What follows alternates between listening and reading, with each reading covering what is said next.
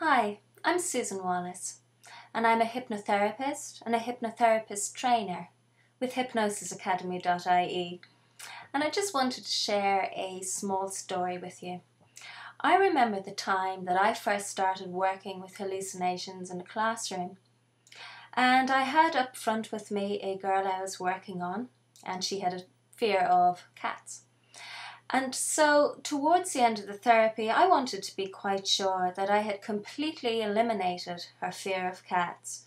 Now, I had already pre-arranged with a local pet shop to pop down for a visit, just to make sure she was comfortable with the real thing.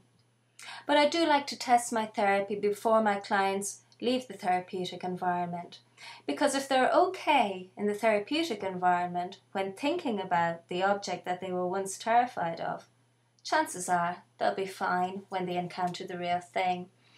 So I had about 20 students in class that day, and they were watching with keen interest to see what I was going to do next, how I was going to wrap up the session.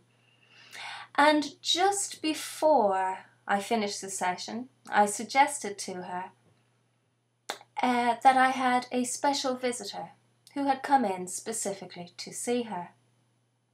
And then I began to verbally describe a cat. I spoke about its fur and how nice it felt and how it liked to be tickled under the chin, and its beautiful tail and its 4 cute paws, all using very highly emotional language. And of course my client is deep in trance still and is very much keenly interested to hear me describe a cat in such terms, because they're not the kind of terms that she herself would have been used to thinking about cats. Anyway, I then said to her, I created a real sense for her that this object was very real.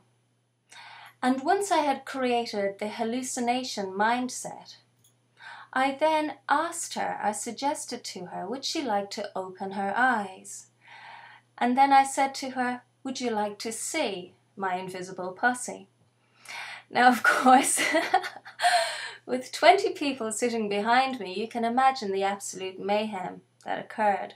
Literally, there were chairs crashing to the floor as my students fell around the place laughing.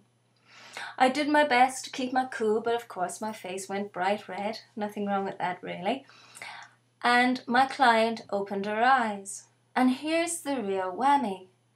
She did not hear, nor did she see any of the confusion that was going on around her. But her eyes went wide open, and she looked to my lap, and there, with her deep hallucination eyes, she seen the most beautiful little kitten.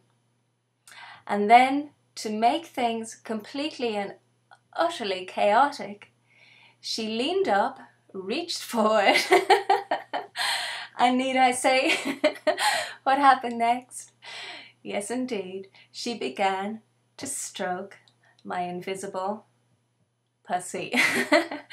Anyway, life as a hypnotherapist trainer isn't always quite so exciting, but there are times in hypnosis that you will have the most amazing and the most unplanned for distractions. And so learning to keep reasonably cool and to follow through on something is one of the things I like my students to I like to demonstrate to my students. Anyway, thank you for watching. My name is Susan Wallace from hypnotherapytraining.ie.